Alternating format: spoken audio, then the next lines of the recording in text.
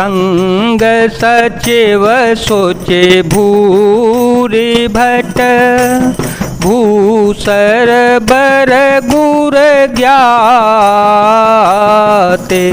चले मिलन मुनि नायक कहीं, मुदित राव एहि भांति।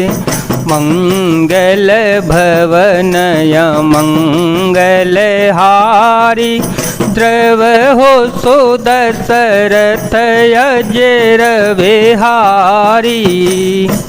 तब उन्होंने पवित्र हृदय के ईमानदार स्वामी भक्त मंत्री बहुत से योद्धा श्रेष्ठ ब्राह्मण गुरु सत्यानंद जी और अपनी जाति के श्रेष्ठ लोगों को साथ लिया और इस प्रकार प्रसन्नता के साथ राजा मुनियों के स्वामी विश्वामित्र जी से मिलने चल दिए। कीन प्रणाम चरण धरे माथा, कीन प्रणाम चरण धरे माथा।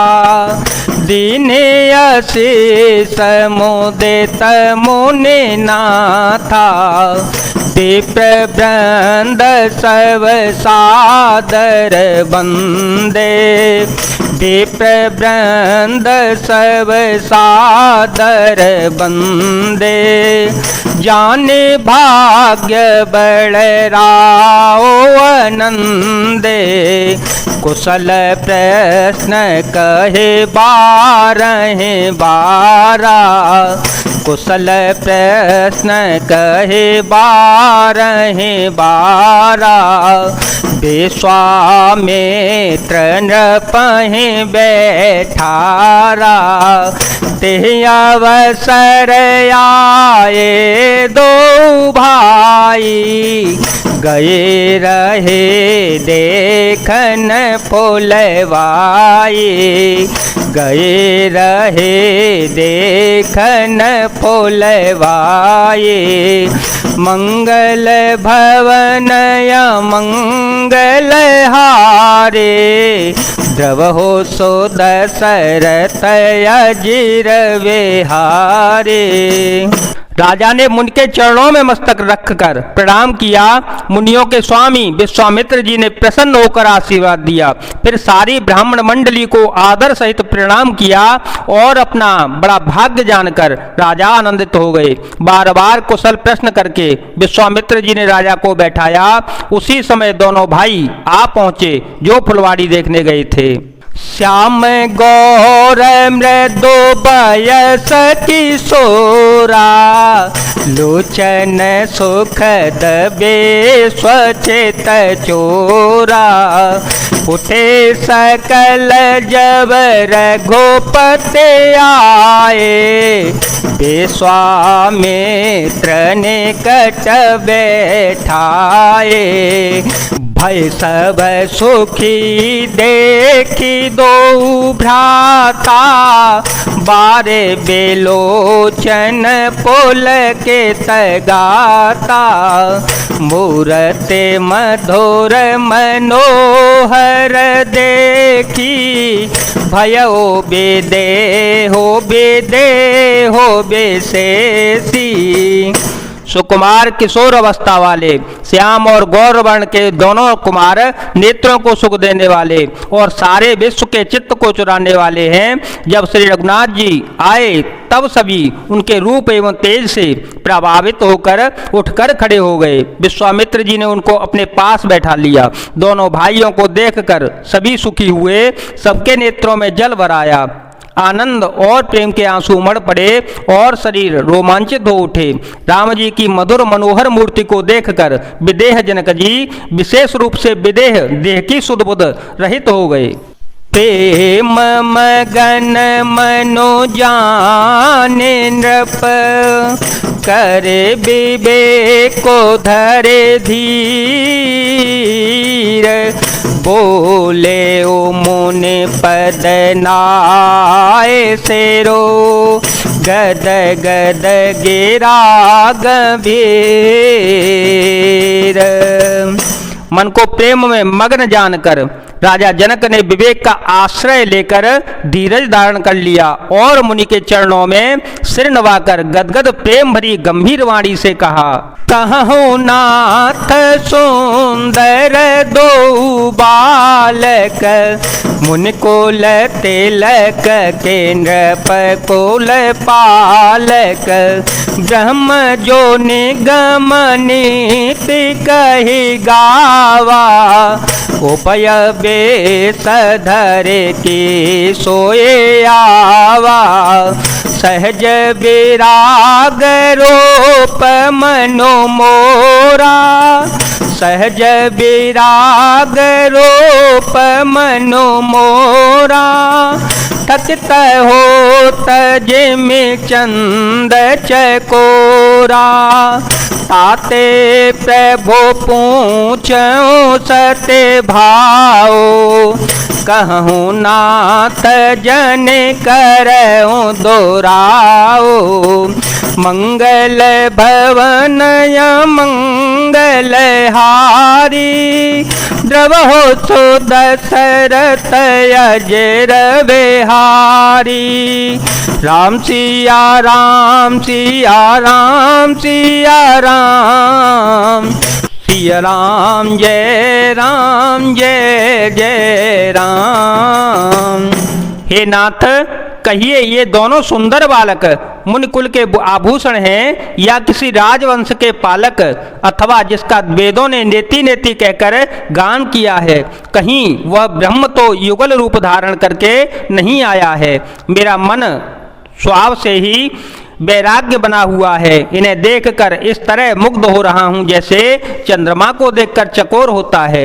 हे प्रभु, इसलिए मैं आपसे सत्य निश्चल भाव से पूछता हूँ कि हे नाथ बताइए, छिपाव न कीजिए। नहीं बिलोकतयते अनुरागा, ये नहीं बिलोकतयते अनुरागा, बरबस ब्रह्म सुख है मन त्यागा, कह मुनि बेहसे काहे ओ नृपनी का, बचन तुम्हार न होए अली का, ये प्रिय सब ही जहाँ लगे प्राणी, ये प्रिय सब ही जहाँ लगे प्राणी, मन मोसो काहे राम सुने बानी, रघुकुल मन दशरथ के जाए, मम हित लागी नरेश पठाए, मंगल भवन मंगल हारे, द्रवहो सो दशरथ अजर बिहारी। इनको देखते ही अत्यंत प्रेम के वश होकर मेरे मन में जबरदस्ती ब्रह्म सुख को त्याग दिया है। मुनि ने हंसकर कहा, हे राजन, आपने ठीक ही यथार्थ ही कहा, आपका वचन मिथ्या नहीं हो सकता। जगत में जहाँ तक जितने भी प्राणी हैं ये सभी को प्रिय हैं। मुनि की रहस्य भई वाणी सुनकर श्री राम जी मन ही मन मुस्कुराते हैं, हंसकर मानो संकेत करते हैं कि रहस्य खोलिए नहीं। तब मुनि ने कहा, ये रघुकुल मणि महाराज दशरथ के पुत्र हैं, मेरे हित के लिए राजा ने इन्हें मेरे साथ भेजा है। राम लखन दो बंधु बर, रूप शील बल धाम, मख राखे ओ सबो साथे जगो, जीते असुर संग्राम। ये राम और लक्ष्मण दोनों श्रेष्ठ भाई रूपशील और बल के धाम हैं। सारा जगत इस बात का साक्षी है कि इन्होंने युद्ध में असुरों को जीतकर मेरे यज्ञ की रक्षा की है। मुनि तव चरण देखी कहराओ, कह न सकऊं निज पुण्य प्रभाव।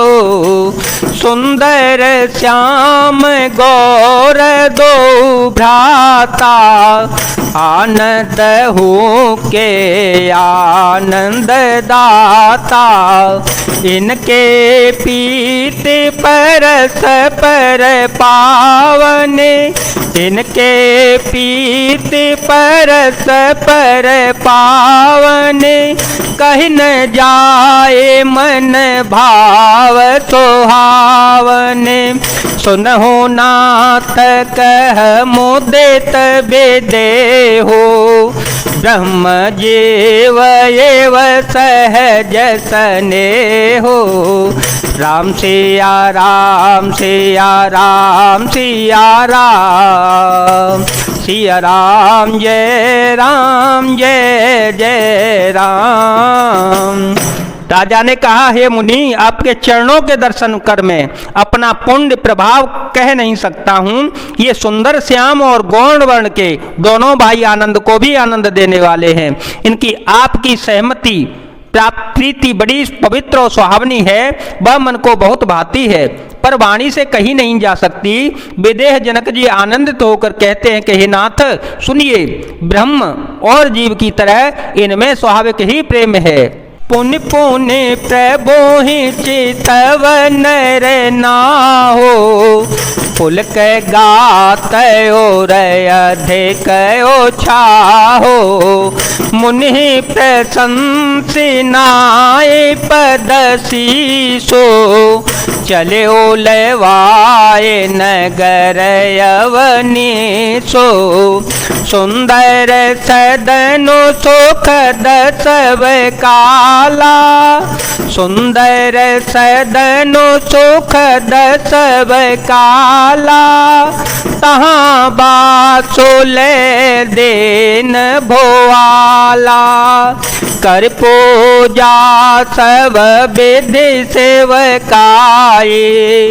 गयो राव ग्रह विदा कराए। राजा बार बार प्रभु को देखते हैं, दृष्टि वहां से हटता ही नहीं चाहती। प्रेम से शरीर पुलकित हो गया और हृदय में बड़ा भारी उत्साह है। फिर मुनि की प्रशंसा करके उनके चरणों में सिर नवाकर राजा उन्हें नगर में ले चले। एक सुंदर महल जो सब समय सभी ऋतुओं में सुखदायक था, वहां राजा ने उन्हें ले जाकर ठहरा दिया। तदंतर सब प्रकार से पूजा और सेवा करके राजा विदा मांगकर फिर अपने घर चले गए। ऋषय संगर घोबंस मने, करे भोजनो बेसामो। बैठे प्रभु भ्राता सहित, देव सुरहा भरे जामो। मंगल भवन मंगल हारे, द्रव हो तो दशरथ अजर विहारे।